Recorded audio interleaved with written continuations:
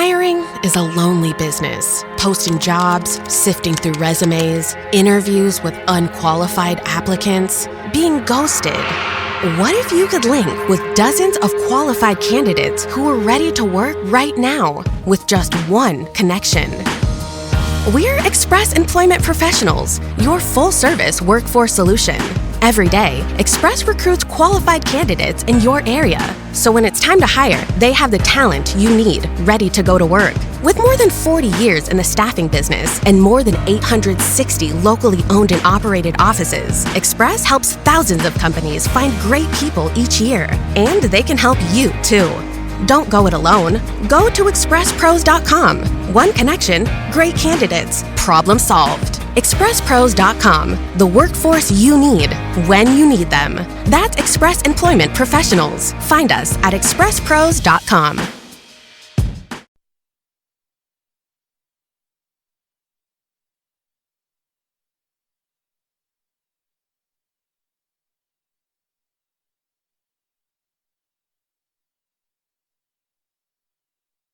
And welcome to the Charlie Crimebuster Show. This is Charlie Crimebuster with you. We're going to be talking about several things today that will be of help to you, I feel.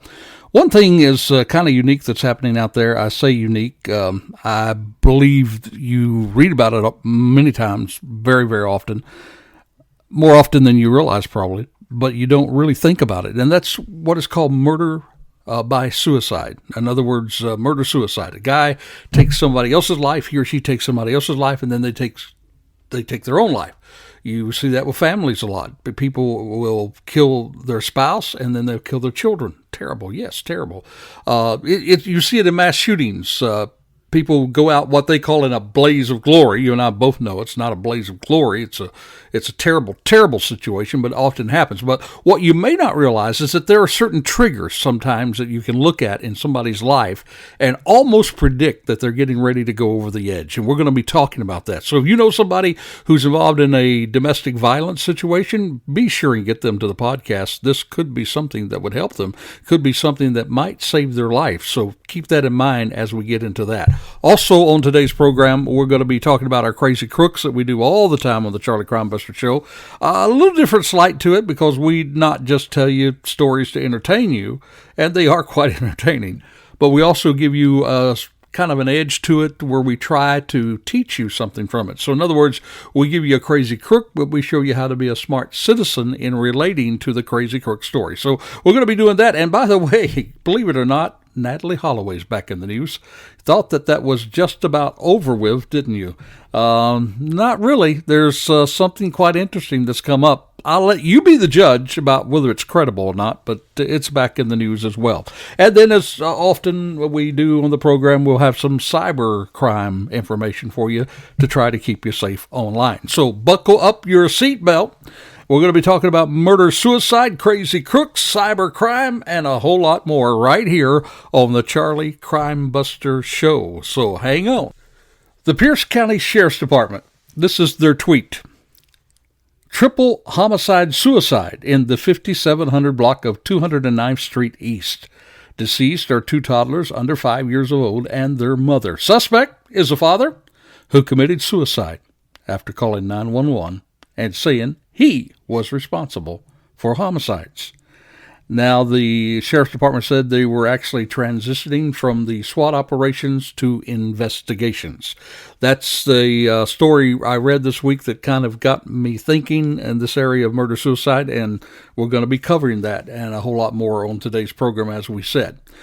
Crazy crooks, let's go to that, and then we'll get back to our murder-suicide process in a minute. But did you hear about these crooks? I think it was at it was at one of those Sam's stores that you hear about.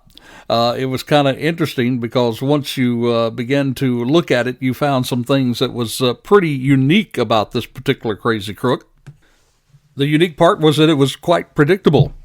Cops say it was the getaway technique that got these guys caught.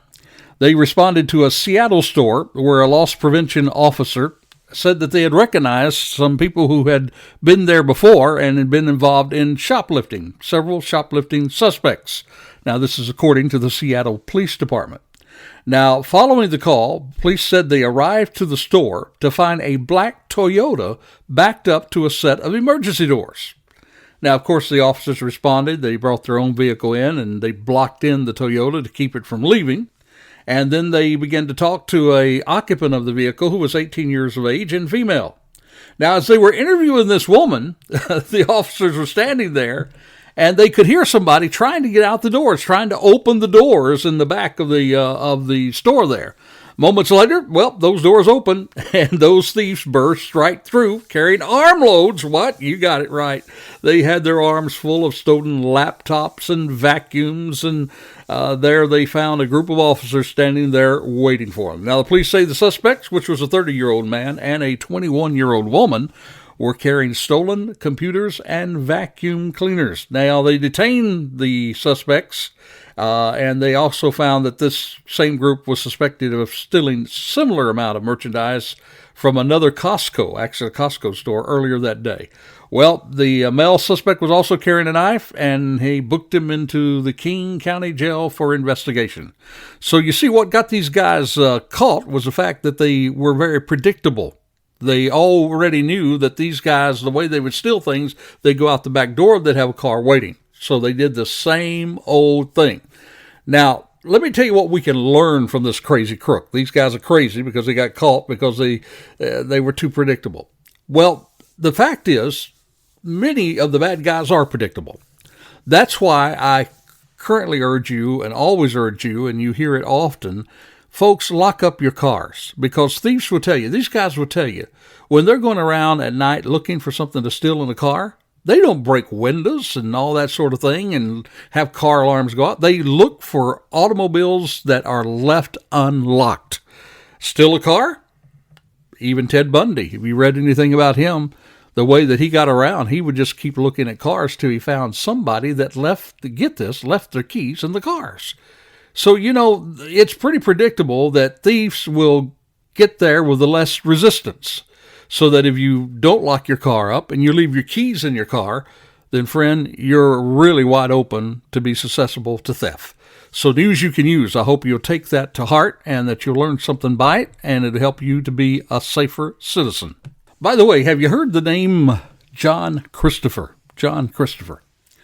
Well, if you know the name, you probably understand that he was actually connected to the Natalie Holloway disappearance. This is a 32-year-old man. He said that he had allegedly helped Jordan Van Der Sloot get rid of Natalie Holloway's body. Well, John Christopher Ludwig was stabbed to death. That's right, stabbed to death. And he was stabbed to death by a lady here in Florida, a woman who he was trying to kidnap. Now, when he was interviewed on the show, and you saw the show The Disappearance of Natalie Holloway, which aired on Oxygen Network back in 2017, he alleged that Vandersloot paid him $1,500 to dig up Holloway's remains 5 years after the Alabama team went missing, in Aruba that was, then to cremate those remains. Now, his claims were investigated, but they were never proven really to be true. I'll let you be the judge of that. That's why I said you can see whether it's credible or not. But this is something that really did happen, though. You see, according to a statement from the Northport, Florida police, Ludwig, he was stabbed several times when he tried to abduct a woman with whom he had formerly had a romantic relationship with. The kidnap attempt happened as she was getting out of her vehicle in her driveway. A struggle ensued, and then he was the one who ended up stabbed. Now, Ludwig, who lives in Port Charlotte, Florida, wanted to resurrect his failed relationship with the woman, but of course she rebuffed him, and during the struggle, the woman, don't know her name yet, but she managed to take the knife from Ludwig's hands, and he was stabbed, and after he was wounded, he ran away on foot, and then he was found nearby, suffering from his stab wounds. So, Natalie Holloway back in the news again. Tragic story there in Aruba. By the way, there was another situation that I read this week of another young man who was a part of a sports team that was wandering away from a bar late at night, and they found his body at the end of a cliff of some sort, and they don't know whether there's foul play involved or not. So let me just say, folks, if you are, I know we all get excited when our children graduate from high school. My daughter is graduating from high school this year, and she's excited about the prom, and she's excited about all those good things. But my friend, be careful, particularly if your children are going overseas. There's danger lurking among those waters. And if they are going, at least take time for a safety briefing and talk to them about what they should do and shouldn't do, and let them know that it could be very dangerous. You could get arrested over there. You could get killed over there. So just put that in your safety vest and make sure you keep your kids safe as they travel. Also, I'd like to remind you that with graduation, remember that a lot of kids out there, unfortunately, they drink and they drive, and we both know how dangerous drinking and driving is, so make sure you have your talk to your child about that as well. Because, whether they're 4 years of age or they're 40 years of age, they're still your children, aren't they? And we want to keep them safe. Well, we're going to talk about murder-suicide now. And as we said earlier in the program, this is something that's happened much more often than you think. And it's something that we need to be aware of. This story caught my attention this week. U.S. Airman shoots wife and young children before calling 911. He actually thanked the operators, and then he killed himself. An Air Force airman shot and killed his wife and children before calling 911 to report their deaths. Authorities say then he took his own life. Now, when they arrived at the family home outside of Spanaway, Washington, they found the bodies of 29-year-old Clinton Field, who was also 33-year-old Samantha Field, 4-year-old Ava Field, and little 2-year-old Ashen Field. The medical examiners confirmed that they had both died violently. In a press conference, Ed Toyer said Clinton made his intentions clear when he made a call to 911. Now, here's what he said. When he called 911, they said he thanked them for their time, but he said by the time that you get here, he would be deceased, and he followed through with that. That's what Troyer, the medical spokesman, said to reporters. When they arrived, SWAT team negotiators tried to talk him out of the house. They didn't receive a response. They eventually entered the house, and they found a terrible scene. Samantha and the 2 children were all in their beds. By the way, oftentimes when somebody is committing murder-suicide, they will wait until their loved ones are sleeping, and that's when it happens. That happens very often. But they found them in their beds, dead from gunshot wounds. Clinton was also found in another part of the house, and he was also dead from a gunshot wound. So what is it about murder-suicide? Well, let's talk about some of the facts of murder-suicide. Now, murder-suicide or homicide-suicide, that death usually refers to an incident where a homicide was committed, and then it was followed by the perpetrator, suicide, almost immediately or at least within 24 hours of the homicide. Now, you might think it's uncommon, but they actually account for quite a few deaths, nearly 1,500 deaths a year as a result of this. Now, 90% of the perpetrators are men. 80 to 90% of their victims, according to studies, 80 to 90% of their victims are usually spouses or their intimate partners, which is the reason I told you, if somebody's involved in domestic violence, they need to listen to this program. Now, something that I found quite interesting, and we're seeing more and more of this murder-suicide here in Florida, and there's a reason for that, because adults age 55 plus, they have homicide-suicide rates, now get this, twice as high as younger adults. That's right, twice as high if they're 55 years of age and older. We have a lot of retired people in Florida, as you probably know, and so we do see that quite often. Now, homicide is the only crime that regularly results in offenders taking their own lives following a criminal act. You don't usually, go out and rob a 7-Eleven, then go kill yourself, in other words. So homicide is usually that crime. Now, 25% of the cases involve more than one victim. Not only will a guy kill his wife, or they kill their spouse, but oftentimes they kill their children. Men tend to kill their children and their intimate partners prior to suicide. Women tend to kill their children, but spare their partners. Now, isn't that interesting? Kill their children, but spare their partners. And over 75% of murder-suicides, you know where it happens? Happens in the home. That's the reason I said, somebody that's going through domestic violence, please make sure they take into this podcast, because we're going to be talking about some triggers, some things to look for. Some other things about the home. What room do you think that happens more than any other room? Studies tell us that within the home, more murder-suicides are committed in the bedroom than any other room. Remember, I told you that oftentimes they'll wait till their partner is sleeping or the children are sleeping. There's increased rates. Killing an ex-spouse or lover increases the risk of suicide almost 13 times. Kill a child, you're 10 times more likely to kill yourself. Kill a spouse, you're 8 times more likely to kill yourself. You kill your boyfriend or your girlfriend, you're 6 times more likely to kill yourself. You kill a friend, you're 2 times more likely. Now, murder-suicide cases, they'll make pretty sensational headlines, you see. In other words, it's person kills themselves, it's tragic, but they take somebody else with them, it makes the news. Here's some examples of some of the news. Grandkids find bodies in possible murder-suicide. Arizona murder-suicide, dad had brain tumor. Breakup led to Buffalo doctor to kill lover and self.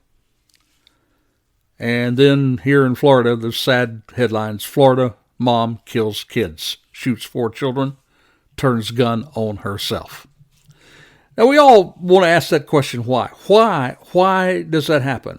Why does that happen? Why are the most frequent reasons why an individual chooses to end their life and then they take their own life, or kill the life of another and then they take their own life? Well, it's kind of interesting. They kind of studied this through ages, and there's some things that you find out. For the dominant themes in ages 18 to 55, before you get to 55, usually you'll find that this person, now listen to this is some of the things you need to look for.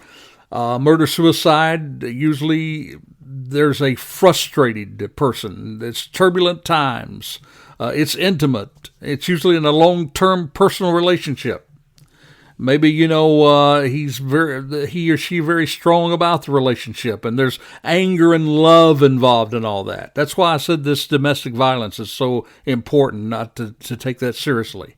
Sometimes the perpetrators will suffer from jealousy, and they'll have sometimes a delusion. They'll believe that the person's been unfaithful to them. Jealousy involves 1/2 to 3/4 of all murder-suicides in the United States. Now, the triggering event is more often a separation, or either a threatened separation. So that's why probably if you're involved in a domestic situation and you're getting ready to leave, that's probably the most dangerous time. That's why you need to have a plan. You need to have help. You need to make sure that you're safe through that time, because some people don't take separation very, very lightly, and particularly people who've been involved in a turbulent long-term relationship, and the homicidal act is usually a culmination of this. This person feels powerless. They can't stop you from going, so they do stop you from going, and they stop you from going by sometimes death. And then sometimes a perpetrator has guilt after the crime, and so then they'll end up taking their own life as a result of. That's usually what happens in that younger group there from 18 to 55, this sort of thing. But what about the 55 age and over? There's at least 3 top of murder-suicides in older couples. Now, the common feature is usually the husband has an unacceptable threat to the relationship. It could be something as simple as a pending move to the nursing home or an assisted living facility. It's either a real or perceived change, maybe in their health, or maybe there's marital conflict, or maybe there's domestic abuse. Usually, the male decides to commit the act. He's thought about homicide, suicide, probably for months, if not years. Maybe his wife or lover is not knowing about it or not a willing participant. Most victims are shot and killed in their sleep. Then the perpetrator turns the weapon on themselves. Now, elderly men who commit murder-suicide, they usually have a significant health problem, or they've had a recent decline in their health prior to the act. It's just kind of an unacceptable threat. They most frequently, sometimes they're about to be taken to an institution or something like that.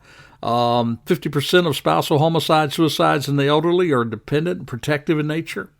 He's been dominant in the relationship, and he loses his fear. He can no longer take care of his wife and his family. He can no longer meet his wife's needs, and he worries about his wife. So he has the idea, well, hey, let's just end it all. So those are certain things to look for. Now, about 30% of elder murder-suicides are what we call aggressive in nature. And usually in all those situations, there is a history of domestic violence. This is more common in couples in their 60s when it's aggressive in nature. But it does occur in some older couples as well. Again, depending on real separation. Sometimes there's restraining orders against a husband and all that sort of thing. There's another type that 30% is when...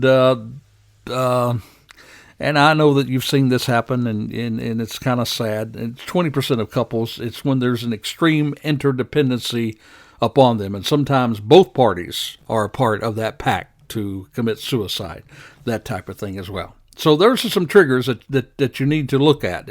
If there's domestic violence involved in the home, if the person is very jealous, this type of thing, those kind of things you need to look for. And for goodness sakes, if something like that happens, get help. Try to get help for yourself. Try to get help for your spouse, and have a plan. If you're going to leave your husband, your wife, make sure you have a plan of action. Make sure there's a lot of safety involved in that plan. It's very important for that to happen.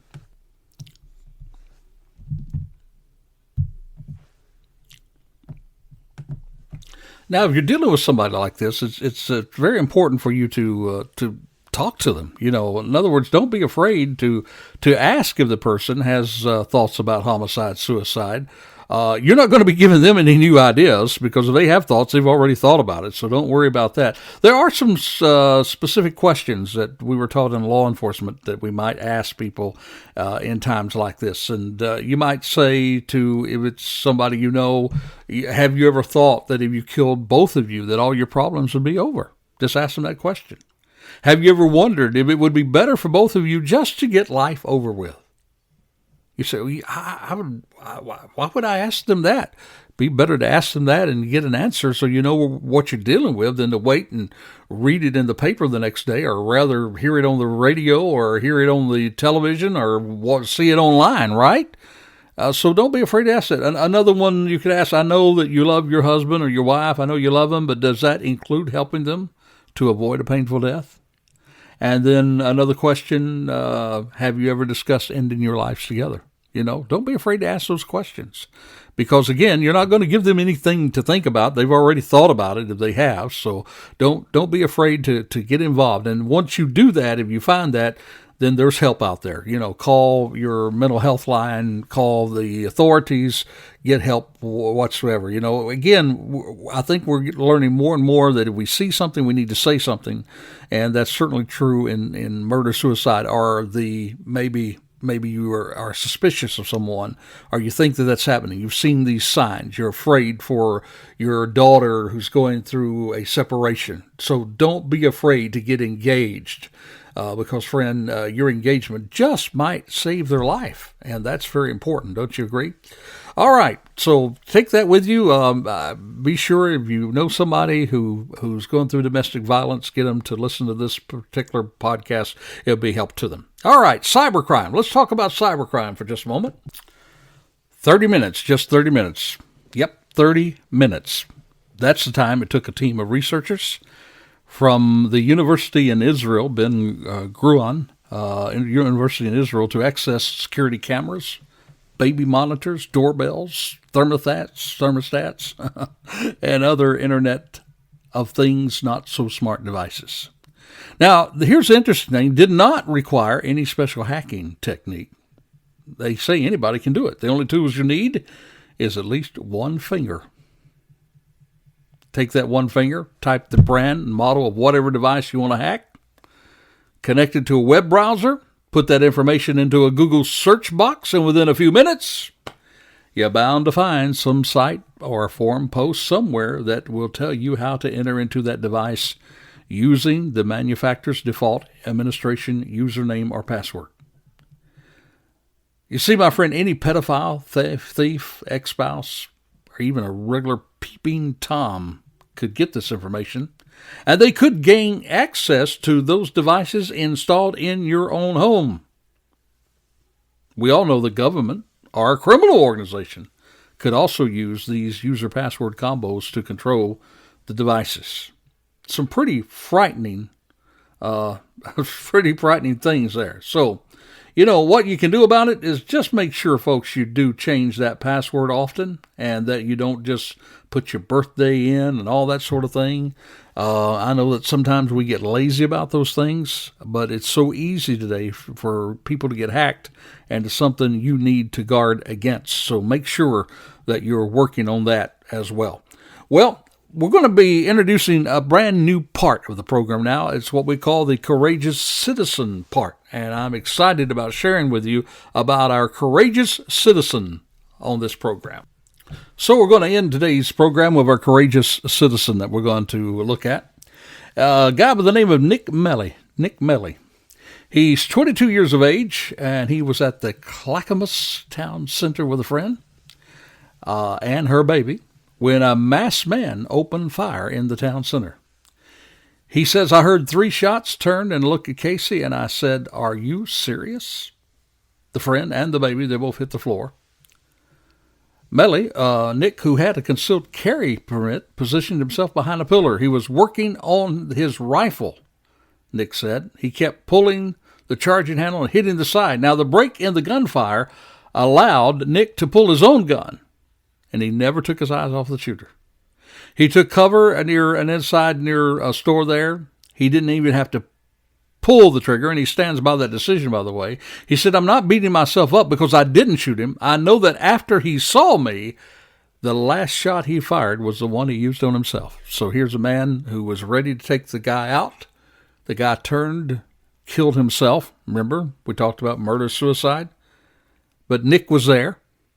Nick didn't have to shoot him because when the guy saw the gun, just seeing another person armed, another person there ready to take out the threat. When this particular perpetrator saw the man with a gun, he did what we talked about earlier in the program. He ended his own life. And Nick was that man with the gun. And he didn't even have to use the gun. Just the fact he had the gun made the difference. I think he's our courageous citizen.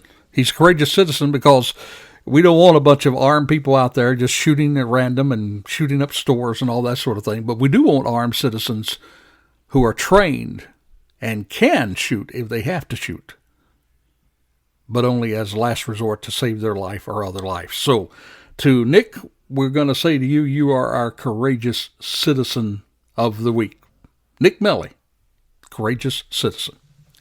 Well, my friend, you don't have to be courageous to fight crime. You can just be smart and fight crime. Be smart by being aware of where you are, your environment, looking around you. And if you see something, for goodness sakes, what? You got it. If you see something, you say something. This is Charlie Crimebuster. Thank you for being a part of the show today. Until next time, stay safe.